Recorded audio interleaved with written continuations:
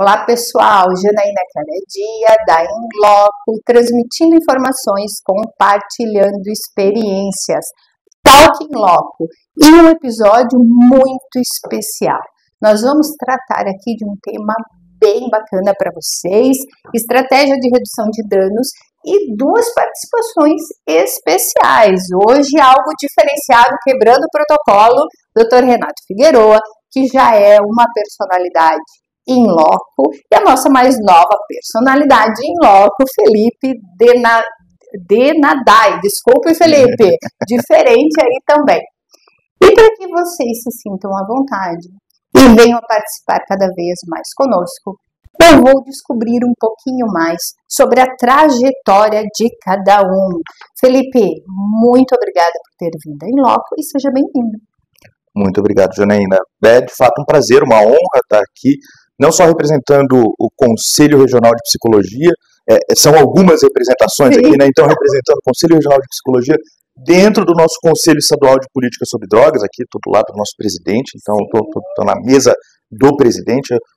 É de fato uma honra estar aqui, não só representando essas instituições, mas falando de um tema que é tão importante, que suscita muitos afetos, como é o caso da redução de danos, a política de redução de danos aqui no nosso país, e em especial aqui no Paraná, né? Nós já tivemos algumas notícias até recentes sobre a redução de danos, que está na boca do povo. A gente vai tocar em um desses assuntos, mas principalmente falar sobre o que é essa redução de danos, como que se pauta, quais são suas práticas, onde que começou e onde que o Brasil está inserido dentro dessas práticas. Muito legal. A temática, sem sombra de dúvidas, é de um interesse público, e eu sei que muitos que estão nos acompanhando vão compartilhar, encaminhar perguntas, que aí nós vamos transmitindo para vocês.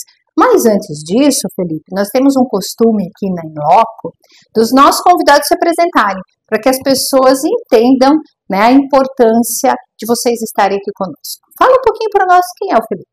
Maravilha, obrigado também por esse espaço. Bem, Felipe é um psicólogo, atualmente um psicólogo. Eu tenho um dedinho em vários locais, então, além de psicólogo, eu também sou business developer num estúdio de jogos aqui do Brasil, mas eu não vou falar sobre essa parte de negócios, essa parte hoje, quem sabe a gente já estou jogando um ganchinho aqui para falar de outro assunto, quem sabe? Vi que você tem um MBA, né? Dá para a gente conversar sobre. Então, eu tenho um dedinho em várias frentes, mas aqui estou para falar como psicólogo. Minha formação é pela PUC-PR aqui de Curitiba. Tenho uma especialização em psicologia hospitalar, justamente durante a pandemia do Covid-19, entre 2020 e 2023, estive em hospitais de trauma, estive durante um bom tempo cuidando das UTIs, fazendo o fluxo de pacientes entrando e saindo, inclusive seus familiares. E justamente naquele momento mais derrador da pandemia, foi de fato muito fortificante assim para mim. Eu digo que foi forjado um psicólogo ali, porque normalmente a ideia do psicólogo é uma salinha fechada, né? Você e o paciente com um sigilo, a gente falando num tom mais calmo, e é essa ideia da prática da psicologia.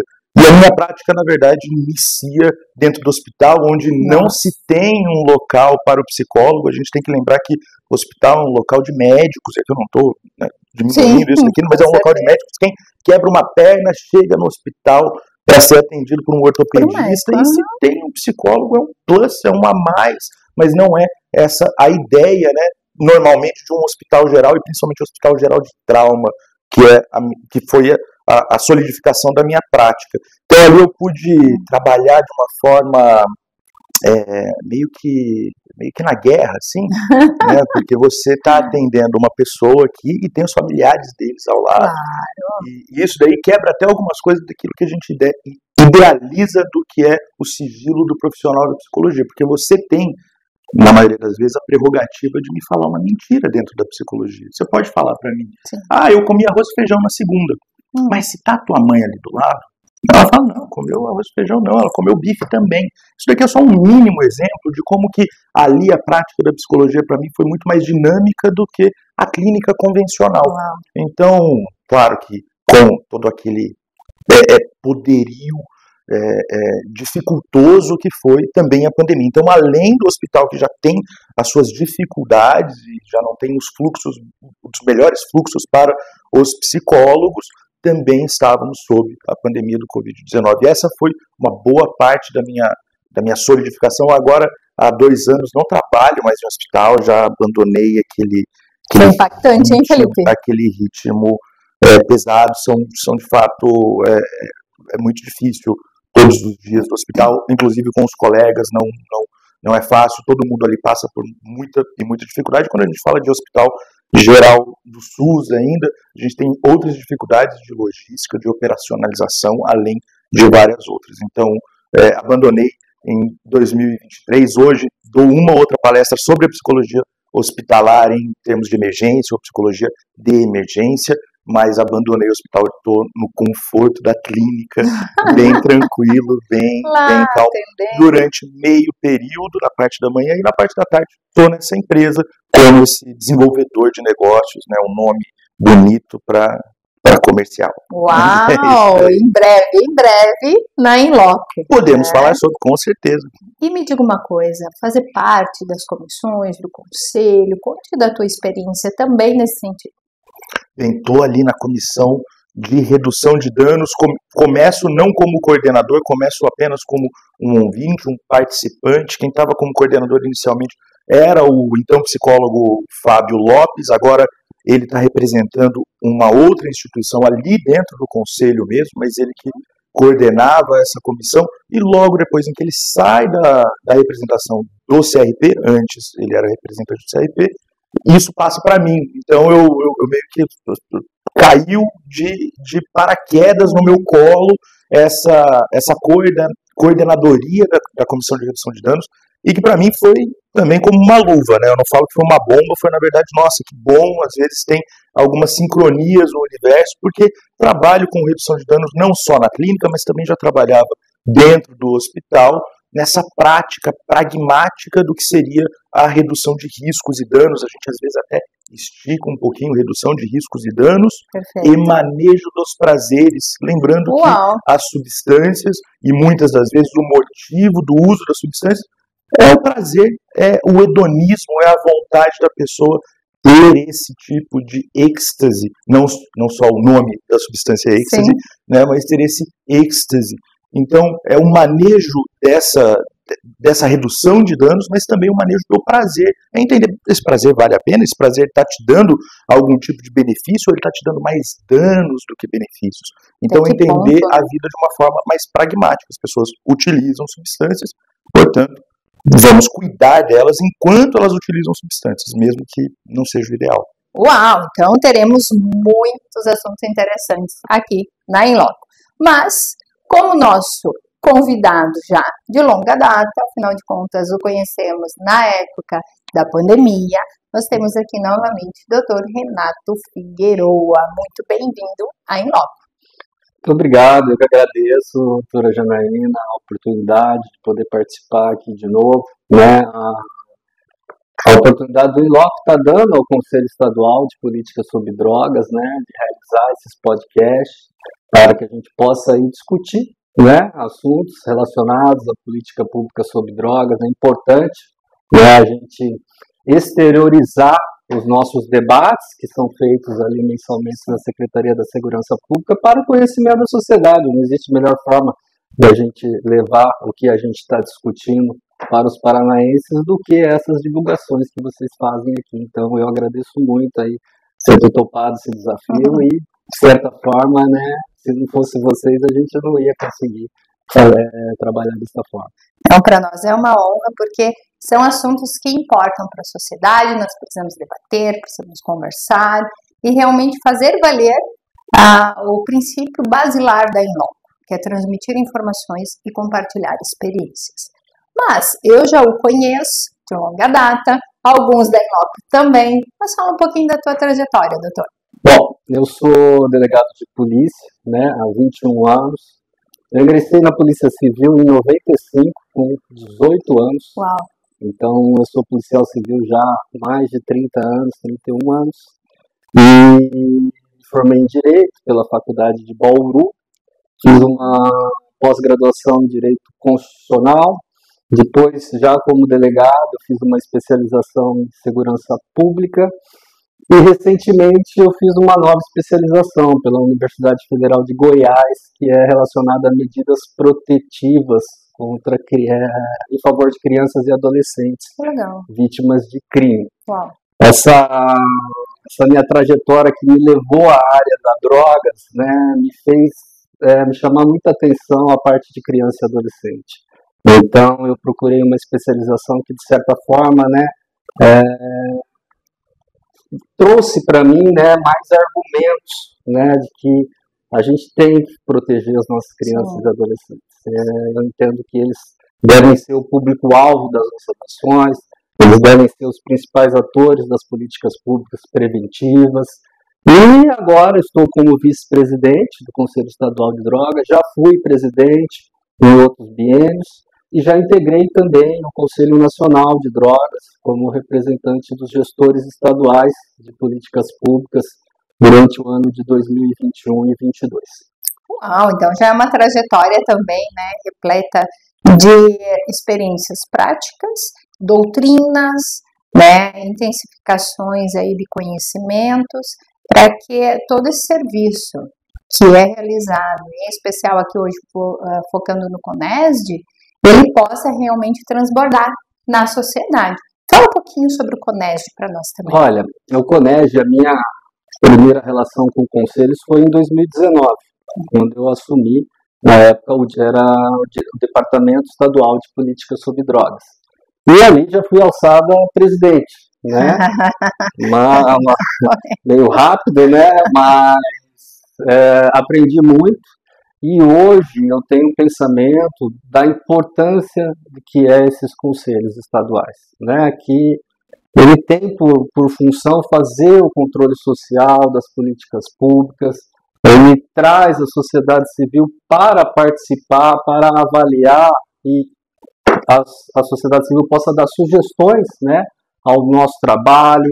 Então, eu sou um grande fã de conselhos. A gente, ali dentro do hoje, que é o Centro Estadual de Política sobre Drogas, a gente trabalha muito promovendo ações para que as prefeituras criem os seus conselhos municipais de política sobre drogas, né, porque cada localidade tem a sua peculiaridade. Então, é importante, né, que as prefeituras tenham esses conselhos municipais, para que, da mesma forma que o Conselho Estadual faz com o governo do Estado, os conselhos municipais também possam fazer com seus gestores municipais. Tem que participar das ações, né? Tem que avaliar, e nós, enquanto governo, temos que ouvi-los, né? Temos que ouvi-los, até porque nossas ações devem ser feitas para eles, para a população. Aí você tem a efetividade de todo o trabalho que é ali desenvolvido. Claro, lógico que nunca, né, nem sempre a gente vai concordar, né, vamos dizer assim, que a unanimidade ficaria muito chata, né, se houvesse unanimidade. Eu tenho certeza, mesmo que hoje aqui eu possa não concordar com algumas coisas que o Dr. Felipe vai falar, mas eu reconheço, né, que a política pública sobre drogas é um tema complexo. Sim. Não existe uma solução, não, essa é a mais acertada. Sim. A gente tem que continuar discutindo para que, quem sabe, no futuro a gente consiga aí achar a melhor forma de lidar com essa problemática. Até porque as estruturas sociais são diferenciadas. Então, a gente não tem como abordar um tema tão amplo, de uma maneira tão específica, imaginando uma única forma social de vivência. Mas temos que entender um pouquinho de cada circunstância. É isso mesmo, né, doutor? É isso aí, estamos aqui para ouvir, para debater e o principal objetivo é trazer informação para a população. Muito bem, agora nós vamos para os temas propriamente ditos, as perguntas que foram aqui desenvolvidas na questão de estratégia de redução de danos. Vamos lá, vamos passar para as questões. Primeiro com o Felipe. Então, Felipe, agora a primeira questão. Do ponto de vista da psicologia e saúde mental, o que significa, afinal de contas, redução de danos e por que essa estratégia é tão importante nos dias de hoje? Legal, obrigado por poder responder. Eu até não comecei entregando um presente à minha anfitriã. Olha, sério? Se eu soubesse que você estaria aqui também, Renato, traria um para você também. Esse daqui é um livro organizado pelo Fernando Rocha Bezerra, Fernando Bezerra, para os mais conhecidos. Redução de danos em contexto de festa. Que legal! Esse aqui é um livro organizado por ele é psicólogo. Tem alguns textos, se eu não me engano, 10 a 12 textos. Aqui é um presente a você. Renato, vou conseguir um para você também. É sacanagem dar um presente na frente do outro. Você não tá aqui. Olha que legal, pessoal. Hashtag fica a dica também da leitura, para que todos, então, possam buscar e, se quiser, tem nas livrarias. Isso, é aqui de uma editora de Curitiba até. O Fernando não é daqui do Paraná, mas a editora CRV é aqui de Curitiba, então quem pedir aqui em Curitiba tem o frete reduzido. Que legal, muito obrigada, e entraremos em contato com o Fernando também. Legal. E aí, mas respondendo, então, por que é tão importante, o que é redução de danos, eu vou dar uma breve pincelada histórica. Eu acho que vale a pena a gente começar pelo começo, né? Gênesis da coisa. A redução de danos ela não começa aqui no Brasil, embora alguns atores indiquem que ela começa ali por volta de 1980, mais ou menos, mas ela precede, ela começa, na verdade, na Inglaterra, 1920. E a gente tem que lembrar que a Inglaterra, em 1900, 1920, principalmente, tinha um problema gigantesco com o ópio. Aqui a gente vai sempre perceber que o problema da droga está muito relacionado a um problema também de gestão pública, de gestão política. Então, o que estava acontecendo em 1900, né, ali com a Inglaterra e com a China, a guerra do ópio. A Inglaterra liberou o ópio para os chineses, para que eles tivessem um grande problema com o ópio. Só que algumas pessoas que voltavam da China, uma dessas colônias, na verdade Xangai em específico, não a China como um todo, porque a China é gigantesca, mas Xangai em específico, quando retornavam à Inglaterra, retornavam com um uso abusivo de ópio. Foi um dos primeiros problemas de saúde pública mesmo, em que já se tinha um programa de saúde pública da Inglaterra, e eles começaram a perceber que algumas pessoas voltavam com esse problema com o ópio. Só que esse problema era tão grande, mas tão grande, que quando se removia os opioides ou opiáceos, essa pessoa falecia. Ela morria na frente do médico. Então o médico chegava, vamos imaginar um plantãozinho aqui, né? Ele chegava lá às 7 horas da noite de um dia e falava, esse cara está em abstinência, a gente vai tirar todos os opiáceos dele e vai dar alguma outra medicação, mas não um opiáceo. 2 horas depois essa pessoa estava morta. Então chegava ali o outro colega dele, morto. Então alguns médicos começaram a perceber assim, será que essa crise de abstinência para esse tipo de substância não requer uma prática um pouquinho diferente? Talvez a gente diminuir aos poucos. Então vamos dizer que ele chegou nesse pico extremamente abusivo desse uso de substâncias. Já estava usando, exato. Usava para trabalhar, usava para fazer ferrovia. Então tem todo um motivo do porquê que essas pessoas também estavam utilizando, né, quando retornavam à Inglaterra, depois de ter feito o que tinham que fazer na colônia inglesa na época. Então, retornam e morriam. Então, os médicos começaram a perceber, como é que a gente vai cuidar disso? Chegou nesse pico, quem sabe a gente não vai diminuindo aos poucos? Porque essa pessoa ela não tem uma volição, uma vontade, ela muitas das vezes estava totalmente acamada, ela não conseguia nem escolher o que queria e o que não queria. Então, os médicos começaram a administrar pequenas doses daquilo que até então estava matando a pessoa, para até gradativamente ela conseguir retornar a um estado fisiológico em que ela consiga escolher algo, levantar, comer alguma coisa, porque até então ela estava totalmente debilitada. Então começa com uma estratégia pragmática de cuidado. Assim, claro, a droga é um problema, mas o que eu estou atacando aqui? Eu estou atacando a droga ou a vida da pessoa? O médico, pelo menos o médico que está vendo isso dia após dia e vê uma das suas práticas dando em morte, ele fala, não, eu não posso seguir por esse caminho. Eu vou tentar alguma coisa diferente. Essa coisa diferente começou como redução de danos. Por que redução de danos?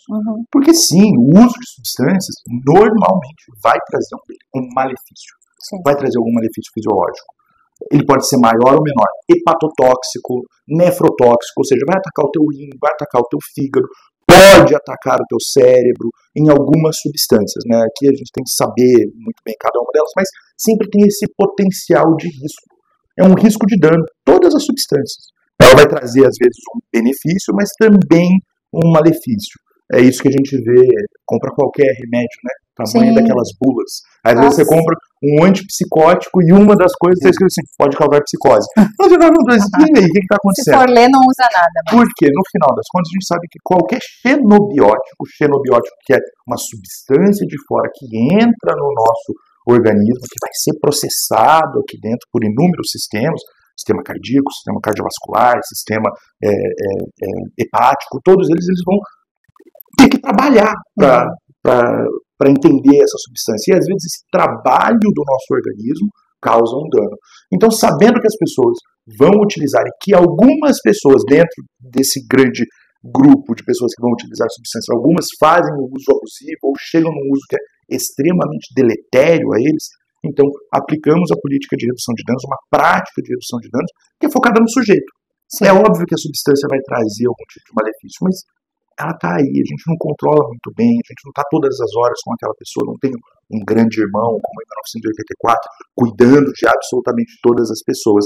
Elas, às vezes, saem umas 5 horas da manhã e encontram uma substância que, às vezes, elas querem. A gente não tem esse controle. Mas, o que nós podemos controlar quando eles chegam na ponta da saúde? Cuidar dessa pessoa. Essa é a nossa prática, a prática de cuidado. Então, começa em 1920, depois a gente tem algumas experiências ao redor do mundo. A primeira ideia que a gente tem de drogas pesadas, isso vem de 1960 da Holanda, em que eles começaram a perceber, já se tinha também uma libertinagem maior por conta do verão de 1968, liberação de algumas substâncias, a tentativa de liberação de algumas substâncias, e a Holanda, em específico Amsterdã, teve um turismo muito grande de usuários de substâncias. Já a partir de 1960, isso perdura até hoje, não tanto como no passado, mas perdura até hoje. E ali alguns estudiosos começaram a perceber, por que hoje na Holanda nós temos a maconha de fato legalizada, bem entre aspas, porque ali também tem algumas coisas bem interessantes, mas ali dá para você comprar um coffee shop, facilitada, comprar né? Maconha no coffee shop, se você for maior de 18 anos, tem ali dá para você comprar maconha no coffee shop. Isso vem desde 1960 do entendimento de alguns estudiosos da separação entre drogas pesadas e drogas leves. Drogas que seriam mais maleficiosas, maléficas, e outras que não têm um potencial de risco, pelo menos a visão daqueles estudiosos naquela época, não teria um malefício tão grande. E que, na verdade, não precisaria gastar dinheiro com segurança e, muitas das vezes, com saúde pública para alguns tipos de usuários. No caso da maconha ali para a Holanda. Então, ali também é uma outra prática de política institucional de redução de danos.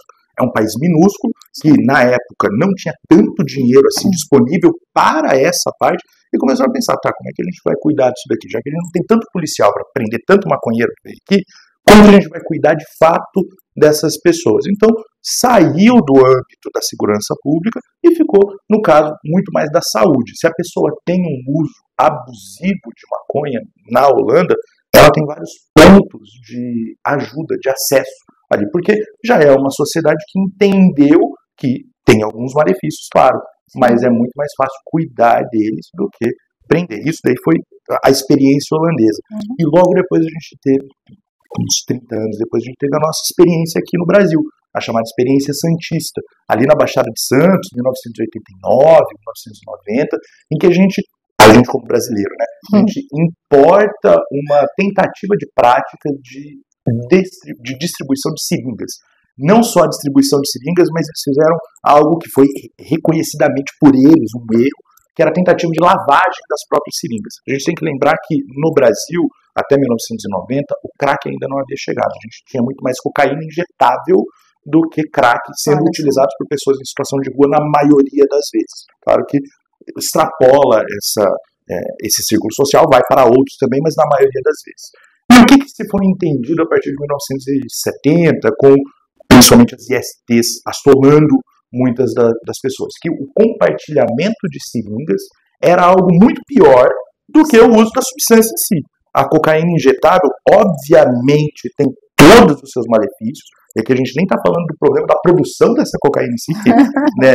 Vai se saber, não estamos falando de uma substância pura ou algo do tipo, então já tem todo esse problema, mas mais do que isso, os nossos postinhos de saúde de antigamente, hoje chamados de UBS, tinham que cuidar de muitas pessoas que estavam com ISTs transmissíveis. Muitas das vezes por conta desse compartilhamento de seringa. Então, a ideia foi trazer o usuário para dentro e falar assim, você usa mesmo? Então, compartilha essa seringa com a tua companheira, não? Compartilha com ninguém. Na verdade, dá aqui a tua seringa. Você vai usar mesmo? Vou usar, doutor. Vou usar. Não tenho que fazer. Então, toma aqui a seringa. Foi uma ideia que não caiu muito bem. As pessoas foram presas na época. Até ficaram um tempo. E a gente vê como que assim, a redução de danos já há muito tempo, não só aqui no Brasil, suscita esses afetos, né? Tem algumas pessoas que vêm e falam, nossa, uma apologia, você está ensinando a pessoa a, de fato, usar a substância. E, claro, se você cair naquele corte em específico, pode até parecer que você está ensinando. Um olhar pessoa, restrito vai ser isso, mas né? Tem uma estratégia dita pragmática por nós de que esse usuário só vai pedir para parar na hora que ele confiar em você. Se você chegar com um cacetete, se você chegar brigando com ele, ele vai esconder. Sim. Ele volta pro... Aqui eu odeio essa ideia, né? Ele volta pro bueiro dele, ele se esconde. Chega a força policial no território, ele vai pro sombrio. Dispersa. Não estou usando, joga fora, esconde. E já a saúde, ela não deveria ou não deve ser assim. A saúde deve ser esse bastião de luz em que a pessoa está na escuridão, ela vai chegar até nós. Ela vem até nós. E a gente vai acolher, por mais que seja difícil, por mais que muitas das vezes tenham anos e anos de vacilação dessa pessoa, de vacilo mesmo, de assim, eu vou parar, e aí chega 3 dias depois, está lá, tá um dia já sem dormir, usando substância. É muito difícil pro agente da ponta ver isso. Parece que até a gente está enxugando gelo, que não está funcionando direito. Mas, lembrando, a política de redução de danos ela é algo pragmático para cuidado daquela pessoa. O combate à droga antes fosse algo... A gente fala guerra às drogas. Bem, a guerra às drogas começou em 1973 com Nixon, 71 com Nixon, e as drogas têm ganhado todos os anos. A gente não ganhou essa guerra até hoje. A gente gasta trilhões e trilhões, às vezes com desculpas até de invasão em outros países, né, para tirar esses grupos terroristas, vamos entrar lá e cuidar deles. A gente tem isso aqui no nosso país, está sendo ventilado isso até hoje, né? Temos uma potência mundial que quer colocar uma ideia de terrorismo para um grupo criminoso nosso aqui e entrar para cuidar, como se a nossa polícia não pudesse cuidar, né? A gente precisa do exército de fora. Então essa ideia das substâncias, ela sempre foi muito... Ela traz, como eu digo, esses afetos, né? Essa vontade de resolver. E dentro da saúde pública, a gente não resolve dessa forma. A gente percebe que ao longo da história destes usuários, eles param de usar substâncias quando eles têm os meios de parar de usar essas substâncias, ou seja, quando eles conseguem se conectar com os agentes da saúde. Que buscam, né, minimizar aí tudo que já está impregnado dentro da cultura, da vivência. E até me fez lembrar, quando eu tinha 13 anos, exatamente nesse período, a minha mãe me deu aquele livro Eu, Cristiane F. Há 13 anos, drogada e prostituída. Nossa, eu li, eu sempre fui de ler muito, mas aquilo foi... eu vi o filme depois. Pesadíssimo, ainda mais naquele contexto. Eu sou do interior de Santa Catarina, não que não tenha lá, obviamente que tem, mas assim, foi uma forma impactante que a minha mãe usou para me colocar, na real, no mundo paralelo àquele que nós estamos vivendo. Mas, doutora Janaína, desculpa interromper, esse é um discurso que de fato impacta. Sim. Mas a gente tem experiência, eu vou falar aqui do outro lado do balcão, quando as pessoas confidenciam algo. Eu, como psicólogo, ouço aquilo que os cônjuges, que os policiais, que as pessoas normalmente não ouvem. Tem uma horinha de privilégio para ouvir aquilo que é muito do âmago da pessoa. Sim. E aqui eu não vou falar de um caso específico, eu vou misturar várias dessas vivências, porque eu também não quero quebrar sigilo de ninguém, mas a gente percebe que o PROERD, que algumas instituições que tentam mostrar especificamente os malefícios, elas têm sim uma efetividade catártica. A pessoa se assusta, ela fica com medo. E contanto que ela não tenha nenhum tipo de contato com ninguém que possa oferecer mínima escala, ela vai estar livre dessas substâncias. Mas a gente vive com 8,1 bilhão de pessoas, 8,1 bilhões de pessoas que estão indo para lá e para cá, que estão fazendo trocas, que estão acessando a internet, que estão conhecendo e que falam dos seus relatos, principalmente.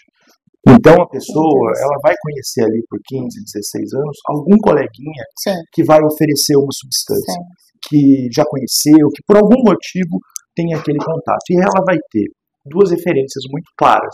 Um é esse coleguinha legal, essa pessoa, ou às vezes é um artista também cai nesse sentido. E aquela primeira imagem que veio normalmente repressiva. Aí ela vai fumar o primeiro baseado dela. E ela vai ver que ela não ficou louca. Ela vai ver que, na verdade, ela ficou calma. Ela vai ver que aquela ansiedade que ela tinha com 16, 18 anos de idade, de se olhar no corpo, de se olhar no espelho e ver um corpo dismórfico, ela vai ver que, às vezes, aquela ansiedade, a prova dela no dia seguinte, ou para o vestibular, diminui. E aí tem uma dissonância dentro da cabeça desse jovem. Eles me ensinaram outra coisa. Me ensinaram que se eu fumasse um baseado, amanhã eu ia estar vendendo meu videogame e comprando crack. Eu não fiz isso. Na verdade, eu fumei uma vez, eu fumei duas, eu fumei 3. Eu estou fumando os meus 17 anos inteiros, sem falar para ninguém. E eu continuo normal. Tem algo que no jovem ele faz ali uma pequena balança, tipo assim, me enganaram. Me enganaram. E se me enganaram sobre isso, sobre o que mais que não me enganaram? Aí é que está o pulo do gato. Então a repressão ela vai servir para um aspecto. Exatamente. Mas no mundo real, essa pessoa ela vai entrar numa dissonância. Ela vai ver que não necessariamente um uso vai causar um vício gigantesco. E aí entra esse vão. Ela não vai mais falar com você, ela não vai mais falar com o policial. Ela, quem sabe, se tiver a abertura, vai falar com um psicólogo. Quem sabe? Se tiver, né? Então a gente vê que é muito parte cultural, né? E fez parte da minha vivência, sim, ter pessoas que chegaram, ofereceram, opa, ali não, porque a minha parte estrutural já estava muito bem preparada para aquele momento, e assim foi. Tanto que nunca provei, nunca tive nenhuma intenção de fazer nenhum uso de drogas, e tá tudo bem, tudo certo, respeito opiniões diferenciadas, mas nunca fiz. Agora chegou a hora, doutor Renato Figueroa. A questão da segurança pública no Paraná, como que tem trabalhado com o tema redução de danos dentro da política sobre drogas? Olha, primeira coisa, um esclarecimento. É importante a gente deixar claro que o Centro Estadual de Política sobre Drogas, o qual eu coordeno, está dentro da segurança pública e que tem por atribuição coordenar todas as políticas públicas dentro do Estado. A gente reconhece a estratégia da redução de danos. Claro. Tanto é que ela é um dos eixos do nosso plano estadual de políticas públicas sobre drogas. Um plano que foi feito em parceria com o Conselho, e inclusive a inclusão desse eixo foi feito por intermédio, por um pedido do representante do Conselho Regional de Psicologia, na época que a gente estava trabalhando os eixos desse plano. Então, para deixar claro que nós não somos contra, nós reconhecemos que é uma estratégia eficaz, mas para um público específico, num ambiente específico, e inclusive uma das comissões do Conselho Estadual de Política sobre Drogas é a Comissão de Redução de Danos Sociais e Saúde, a qual aqui o Dr. Felipe é o coordenador. Então, a gente procura desmistificar algumas informações erradas, sempre, às vezes, pode haver essa divergência de posicionamentos com algumas estratégias que possam permear ali uma apologia ao crime. Então, a gente procura debater e explicar que se trata, sim, de uma estratégia. Obviamente que algumas, vai haver diferenciações de interpretação, a gente sempre procura, o Dr. Felipe aí trazendo esse histórico. Eu me lembro que nessa época de Santos, que eu acho que foi a primeira experiência no Brasil, na época houve um grande tumulto ali, em razão desse oferecimento de seringas, mas que para aquele contexto ali específico, depois, as informações pelo menos que eu li, foi que houve sim uma diminuição na transmissão, né, de DSTs, de HIV. Então foi uma estratégia eficaz. Atingiu o objetivo, Atingiu, né? Mas é que é um público específico, num ambiente específico que a gente não concorda, às vezes, de certa forma, você exteriorizar essa estratégia que é feita para um ambiente específico, às vezes, para o público em geral. Isso a gente não vai concordar. Por quê? Porque existem substâncias que na nossa legislação elas são consideradas ilícitas. A polícia tem a obrigação de reprimir o que é considerado ilícito. Não compete a gente discutir se é certo ou errado. A polícia tem o seu papel, que é fazer a repressão.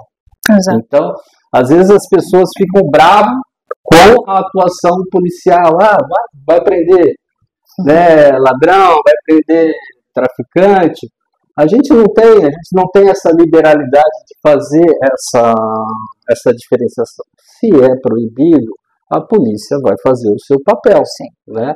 Então, a gente sempre procura trabalhar com informações de que sim, é uma estratégia eficaz, né? A gente reconhece isso, mas, né, a gente tem posicionamento firme de que ela é uma estratégia que deve ser feita para um público específico, no ambiente clínico, né? É isso que a gente defende. E até lembro, depois da Holanda, teve outros países também, ali na Europa, começou a ter muito problema, e sempre foi, naquela época, em razão da HIV e DST, né? Sempre foi. Portugal, 99, 2000, por que Portugal descriminalizou o uso de todas as drogas ali? É importante, descriminalizou, às vezes muito se fala em legalizou. Portugal não legalizou as drogas, não. A única coisa é que ele tirou o viés criminal, né, para os usuários. Sim. Porque também estava enfrentando uma epidemia de transmissões de HIV, de hepatite, DST, em razão de compartilhamento de objetos usados por drogas. Então, cada país teve a sua história, cada país teve, né, o seu contexto, né, e há de se respeitar muito isso. O contexto do país, a cultura do país, né, são países diferentes. O Brasil é um país muito grande, é um país, né, socialmente, culturalmente diferente de alguns outros países da Europa, América do Norte, né? Então também não se pode simplesmente pegar uma coisa que deu certo e querer trazer aqui para o nosso país, até porque a nossa legislação hoje é uma legislação federal que obriga a todos os estados, né? Então é importante sempre a gente esclarecer tudo isso. Mas, novamente, não somos contra, reconhecemos a importância, né, que é uma estratégia, sim, que traz resultados, e procuramos trabalhar trazendo, né, esses esclarecimentos a todos os profissionais da segurança pública. Muito bem. Então, essa é a parte número 1 desse episódio. Não deixe de acompanhar a partir de amanhã um pouquinho mais sobre experiências políticas e desafios nessa temática de hoje, aqui do Talking Loco.